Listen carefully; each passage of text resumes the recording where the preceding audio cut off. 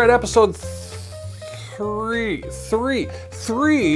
of the Flicketty review cast. Thanks for tuning in. We're getting our sea legs on. We're walking. We're crawling out of the water here. Mike, we got a good one today. I kind of like this. Well, maybe I didn't. I don't know. I have problems with this, but I like. How about this movie? First of all, before we tell them what it is, where do we watch it? We watch this on HBO? This is on HBO. Okay, that was HBO. All right. Yeah, HBO had this movie. I lose track.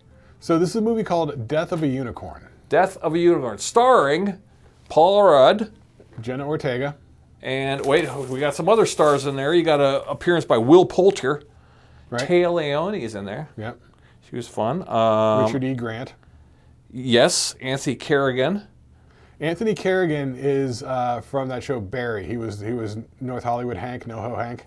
Oh, okay. Hysterical. Oh, that's right. I thought he looked familiar. I was thinking because he NoHo Hank is so. His real funny. picture here, he's got hair and eyebrows, but in the show, he's got no hair and eyebrows. I was thinking the kid from Powder. No, that's how he is in Barry when he's NoHo Hank. He's got shaved head. Yeah, I wonder why he does that, because here's his headshot, and his headshot, he's got dark hair and eyes. Wow. Yeah, it's kind of strange. Griff, he plays Griff. Yeah. Which is a fun character. Okay, so let's get into it. So it starts with. So this is a recent movie. This is sort of a new release. Put out by A2 or A24 release. A24, right? And it's. Do you have the director there? Writer-director? No, I don't. I didn't write it down. His name was like Schiffenberg or something like that. Yeah. Look at some behind-the-scenes stuff on that. But so the premise of this is it is a sort of crossover movie. It's sort of it's a sort of fantastical movie with a unicorn in it, right? All right. I got a little paragraph here. I kind of explain it. Okay, yeah. It's probably easier that way. It says, okay, so Elliot, Paul Rudd, and Jenna Ortega, they are driving to Elliot's boss's house, Odell. Well, okay, wait. This is a plot synopsis. We need like a tagline. First off, the director is Alex Sharfman, writer and director. Okay, this is his directorial debut. Oh, a debut. Huh? Yeah. So it's sort of a crossover movie between like a monster movie, and there's gore in it. Yeah, and a fantastical creature sort of movie, and sort of mixed with a sort of social commentary about class and greed sort of thing. Yes, and all the characters have their foibles. You know, the teenager is disconnecting with her dad. The dad is concerned with work. They go to the boss's house, and the boss is dying of cancer. Right. But he's a complete narcissist, who wants people to prove themselves to him. Yeah, so the setup is Paul Rudd's a lawyer. He works for this big pharmaceutical company. He's raising his daughter. Apparently, within the last year or two, his wife died of cancer or something like that. Yeah, so there's a little disconnect between father and daughter. And so he's trying to, get himself in a better position with the company to be financially secure or something like that so that he can take care of his daughter. But the daughter is like not into what he's doing, so she's unimpressed by all of it, and she's sort of resentful. And she does it good though, man. She's a knockout actress. Yeah, that Jenna Ortega is really good. You really believe her. You can really feel her teen angst in it. Yeah, and they were saying, I was watching a little behind the scenes thing, and she was trying to play the character as real, like as emotionally solid, emotionally grounded. Yes. Whereas some of the other characters are a little bit more broad. So the pharmaceutical owning company that he works for is Richard E. Grant as the patriarch. He's dying of cancer. Odell. Taya Leone is his much younger wife. Yes. And then Will Poulter is their son. Yeah, which you will recognize him from Meet the Millers. He's the son in Meet the Millers. Is that what it is? Okay. Yeah. He pops up in a lot of things here and there. Yeah. He plays the rich, spoiled son with no scruples. but you know, but weirdly likable. Even Yeah. though you want to hate him, but he's got a. Paul Rudd's the same way in this too. That if it was, he's such a likable actor that you feel for the character more because they're likable people in real. You know what I mean? If that was played by anyone else, we might go. Yeah, and the director was saying that he wrote it with Paul Rudd in mind. Oh, good. Which I've done that. I've written scripts with Paul Rudd in mind. It's easy to do because he's very likable. He comes across very likable. If you need to sell a character and make sure that the audience identifies with and invests in him, Good point. Paul Rudd is very easy to He go could with. say something wrong to his daughter, and you will still like him after that. Yeah. In a weird way. Yeah. Yeah. Because you can go like, oh, he's a doofus, whatever, you know. Right. But you know, it's okay. Yeah, so he's very likable. And Will Poulter, though, he is funny in this. So normally his character as the spoiled rich kid would be a complete either complete doofus or a Meanie. yeah, over the top, just you know, terrible. But he plays it sort of in the middle. Yeah, it's where he wants to do the right thing, but within the boundaries of his rich upbringing. Yeah, you of know, his so he place in doesn't the know any family. better. But Yeah. you could tell, you know. So he's not an evil guy. He's just kind of like, no, we got to do this because you know, yeah. Yeah, so he plays it off pretty good. And he drinks constantly. If you notice, every scene yeah. he's got a different alcohol drink.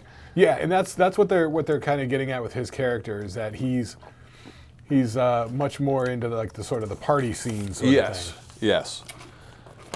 Yeah. So how it unfolds is they hit with their on their way there. So Paul Rudd and Jenna Ortega are traveling to this family retreat that they have, this ritzy cabin in the woods sort of thing, to meet with the family. Paul Rudd is they're sort of going to bring him in to be a partner. To be like maybe the key lawyer in the pharmaceutical company. Yes. But Keep the kids from all vulture. But they're all about family, so they want to meet his daughter first, because the pharmaceutical family thinks that him and the daughter are really close because of the mother dying and all this sort of stuff, when they're really not that close. So they fly somewhere in a plane, then they're in a car driving through the woods to get to the what do they call it, the cabin, the cottage, something like that. Yeah, it's like a mansion-y cottage. It's a mansion-y cottage. Yeah. And so then on the way there, they're running late. He's trying to go fast, and he hits a unicorn. Yeah. Or what he thinks is like an elk or a deer, and then it ends up being a unicorn. Yeah. You know, unicorn blood everywhere. Blah blah blah. What do we do? All right. Well, what would you do if you hit a unicorn? You know. So he doesn't know what to do. So Throws it in the car. Throws it in the car somehow. You know. So they go up to the house. It turns out the thing's not dead. It starts breaking its way out of the car. So the whole pharmaceutical family now knows about it. All right. So. And then things kick off from there, and then the whole story unfolds. And that sort of stuff. We're not going to get into it. We're not going to spoil it. We're not going to give it away.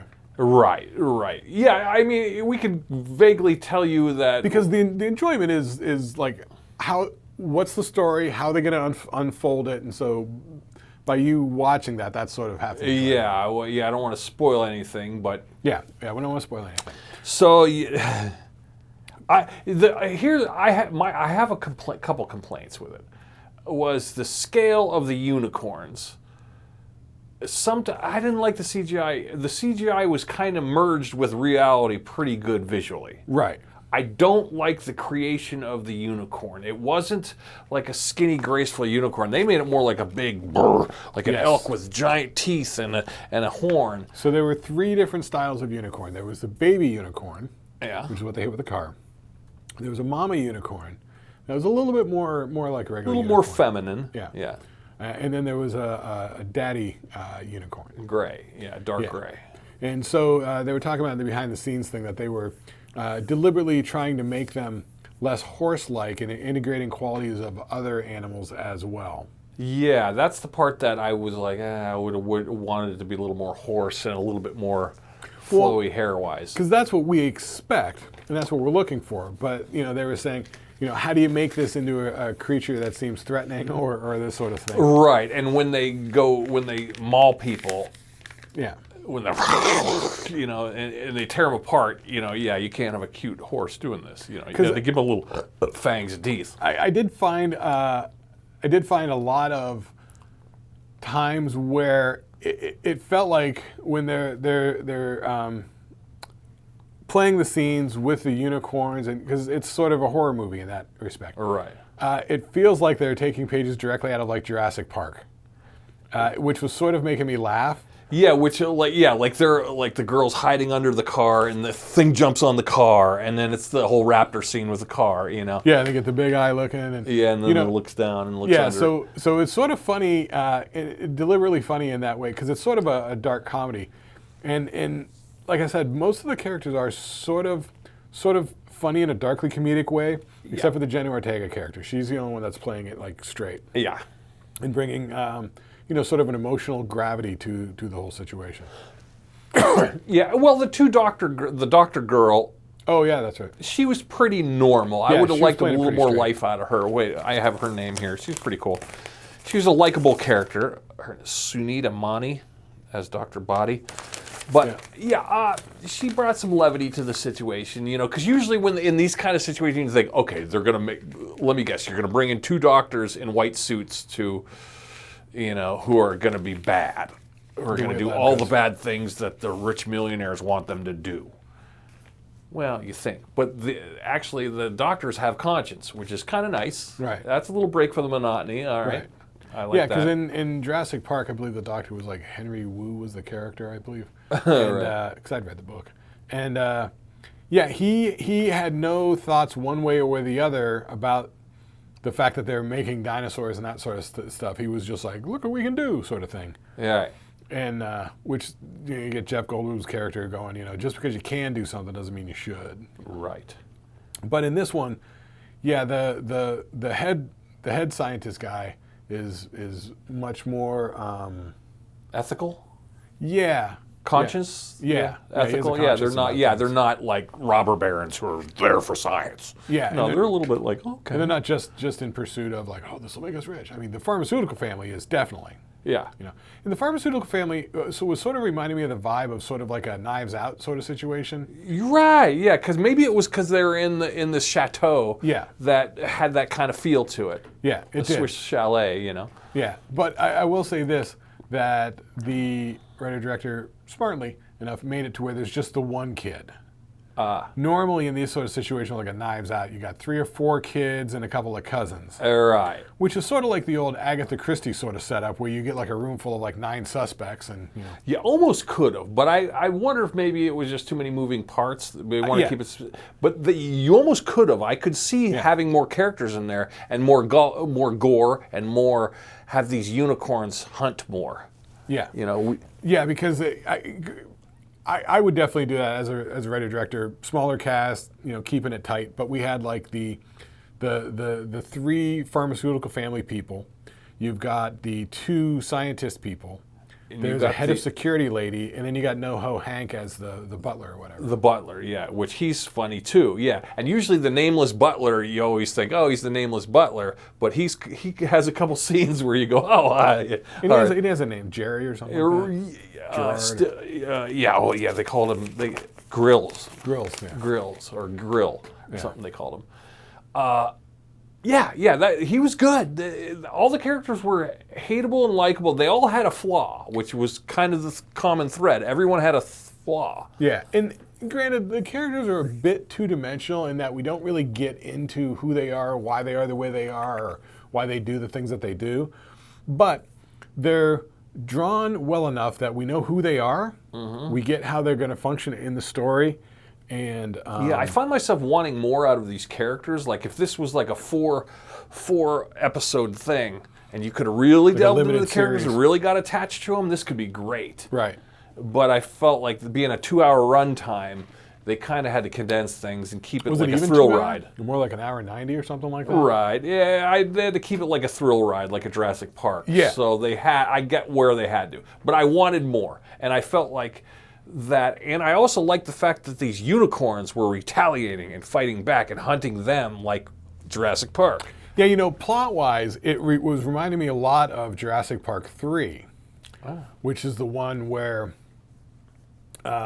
Jeff Goldblum's character's daughter is involved back on one of the islands.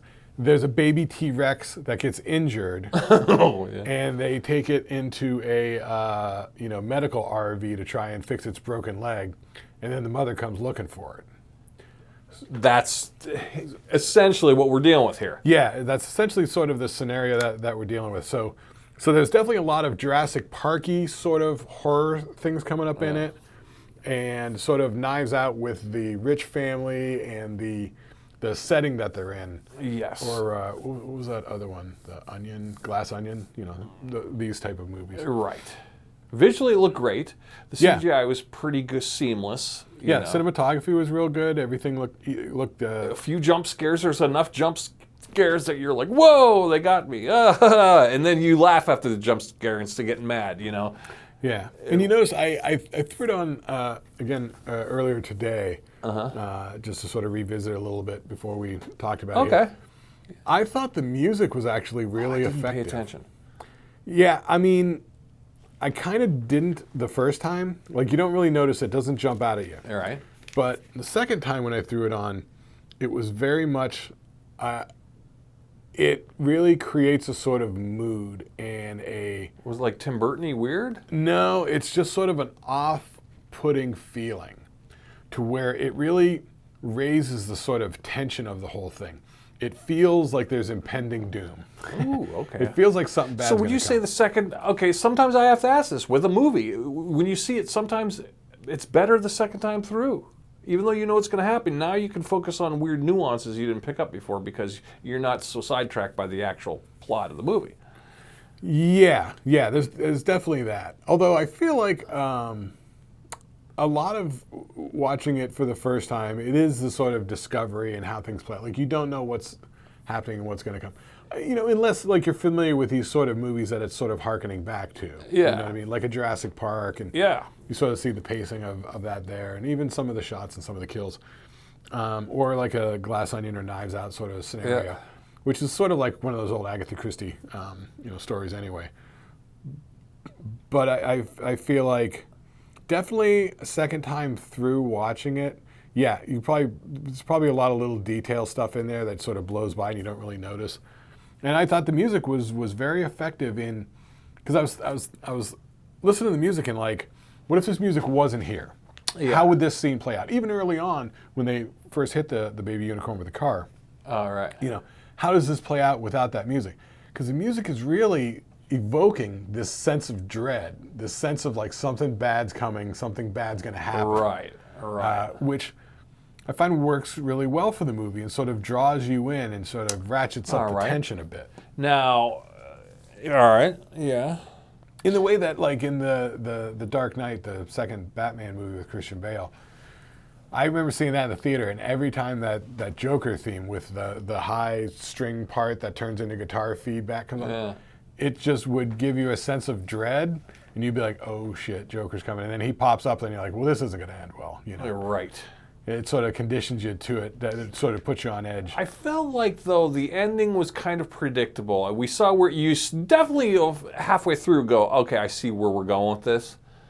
Yeah, because it does sort of play out like Jurassic Park 3 or something like that. Yeah, almost like they're paying homage to it in a weird way. It did. So you know what's going to happen. Yeah. And you get a satisfying ending, and then they give you a little something extra at the very end. Yeah. The ride home when they're leaving, you get a little something extra. But I feel like, I couldn't tell if that was homage or that was good script writing. How do you mean? Well, I mean, it was like, of all the movies out there, and you got all this kind of original thought of the unicorn and the unicorn blood and the unicorn and everything they're doing, all this original writing around it, and you didn't see the correlation of the Jurassic Park and that predictable, Well, I mean... Or is that just a typical hero's journey kind of thing? No, it's not the typical hero's journey. Well, it's not the hero's journey, but it's more of a writing thing of like, oh, save the animal, and mommy bird wants to come rescue baby bird. Yeah, and they were tension thereof, and the fact that they're in this big cottage lodge or whatever, and they're being besieged by unicorns or whatever. It harkens back to the first Jurassic Park when they're in the visitor center and the Velociraptors and the T-Rex are But workable. I liked it. I would have to say, if you had company over and you go, hey, you guys want to watch a movie? That's a good one to pop on because it keeps you awake. There's the pacing's good. It moves you right through. The pacing is good. There's no corny romance. No, it doesn't get sidetracked by any like B storyline sort of thing. It keeps it focused on what it's dealing with, and it keeps it moving along. There's no real dead space in there. No, and there's jump scares to keep everyone involved. There's whimsical laughter, and you go, oh, these characters are likable and hateable at the same time, which is nice. Runtime is 1 hour and 48 minutes. All right, yeah, it's a good one. Like I said, if you've got company over, you don't know what movie to watch, this is a good one. I'm going to say for entertainment value, I'm going to give it a total thumbs up. I liked it. Yeah. I'm not going to say it's the end-all be-all. I've never seen anything like it, but I would say for the most part, I've never really seen it all compacted into one good package of fun. Yeah. Here we go. It was entertaining. It was engaging. Like we say, it kept you moving along, advancing the plot. Yes. It really didn't. I mean, sure, you could say the character is a little bit two-dimensional here or there, but for 1 hour 48 runtime and keeping it focused and not having it like. We don't have like an 8-minute talk scene where shit gets broken down and people talk about their feelings or like it keeps things moving along pretty good. So entertaining, like I say, nothing really. And there's gore if you want gore. Yeah. If you want jump scares, you get jump scares. If you want action, you get that. If you want good acting, a couple more good actors. Rudd is pretty good. Jenna Ortega is really good. They're all pretty good. If you want a good visual, you want a little color. It's got it all. Yeah. It's got it all. Yeah. Pretty entertaining movie. It functions pretty well. It's entertaining, interesting, keeps you engaged. You don't really get bored with it. You don't lose focus on anything. You don't feel like you wasted your time either. No. Like now the end is a little bit like, okay, I know what I see. But you do get satisfied, because they could have left you hanging, but instead they tie it up with a nice little bow and here's your ending. No room for sequels. Right. Right. That's nice. It's a one-off. It's a good one-off, and you go, all right. Yeah, so far, movie. You never know. If it does well, maybe they make a second one or something like that. Yeah, I don't know. If they hear reviews like this, I don't know. Like I said, I would have liked to see more character. If this was like a 3-episode thing, I would have delved more into the characters. I would have had more characters, and I would have had the unicorns a little bit more stalkery. Yeah, if you teased it out to like a limited series of 3 or 4 episodes. Because you know how they made the raptors really smart in Jurassic Park? Mm-hmm. This, you don't get the feeling that... You know that they have an agenda, which is protecting each other and saving each other.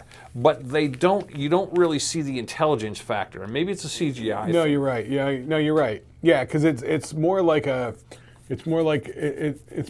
lion or a tiger stalking than like the Velociraptors where they're like, oh, they don't have a name. Or even like aliens where they're like, oh, they killed the power. What do you mean they killed the power? Yeah, They're bugs. or like that one Jurassic Park where the one raptor was blue and he had a blue stripe on him, and you go, oh, there's Blue, and you know how Blue's going to react in this situation as opposed to that other raptor. Well, yeah, because it was a theme with the raptors where it's like they're testing the defenses, they're looking for weaknesses, they're looking for holes in the fence. Like I would have liked more of that. Problem solving. Yes, so they kind of need to develop the unicorns better. Yeah, you're right. They're more like random like elk. Yeah. More like evil elk. It could have been. I mean, it could have been like Cocaine Bear or whatever. You know what I mean? It was made by the guy who made Cocaine Bear wrote it. The director? It's the writer-director. Yeah. Or I don't know are you sure? Or the writer from Cocaine Bear? I don't know. Yes, I saw from the makers of Cocaine Bear. Oh no, but that means nothing. No, I know. No, because it was like I watched the trailer for it just to see like we should review Cocaine Bear. Like okay, I'm like I've never seen it. I haven't either. I'm like what's in the trailer? What do they reveal in the trailer? You know what I mean? Because I was like, if there's anything that they reveal plot-wise in the trailer, we're not spoiling anything. If you watch the trailer, you see. Right, yeah. It's not a big mystery. It's not the unicorn. I put it right out there on Front Street. But it's definitely more of a, the animals are, it's like a brute force animal thing. It's not like they cut the power or whatever, Yeah, I've not seen a lot of life in the eyes, you know. Yeah. But that was a CGI issue, maybe a budget issue. Who cares? Yeah. But for 148 runtime, yeah, it moves along pretty good. You're gonna like lose it. steam, doesn't lose focus. It's not a waste of time. No. Yeah. Definitely worth a watch, as you used to say. So let's do it. All right. What's it called? Death of a Unicorn. Go Death of a for Unicorn. It's on HBO right now. Yeah. And that'll do it for episode 3 of the Flicketty Review Cast. it. Flickety Review Cast. Yeah, hey. So we'll see you next time. See you next time. Yeah, we'll talk about another movie. Yeah, what do you think? What do you got? Any ideas? I like the Cocaine Bear idea, but we'll put that on the list. Yeah. We also had some requests too from the Schlickety Doo Cast. A couple of requests, some oldies. Oh, really? Yeah, a couple. Yeah, I don't know if we want to go oldie, we go newie. I don't know. We'll see. Oh, you mean ones that you and I were talking about? Yeah. Oh, yeah. But I like the idea that you and I have not seen it yet. That's the goal, because I don't want to watch something that you've seen 4 times. You know, I like the idea of us each discovering a movie that we haven't seen. But then again, I mean, even something like Easy Money, which I've seen and I enjoy, you had never seen before. Oh yeah, it's terrible. It's interesting for me to see what you make of it. You know. Oh yeah. Like that Belushi and John Ritter one, Real Men. Yeah, we're gonna do that one. I'd be real curious to see what you make about that one. Yeah. That one cracks me up, the interplay between the two. But you might be like, this is the hokiest, dumbest piece of crap. Right, I know. Yeah, I know. This could be in the how'd this get made pile. It's not that bad, but that could be your take on it. I'm not sure. Right. So, but Death of a Unicorn, glad it got made. Glad I watched it. yeah. See you next time, kids.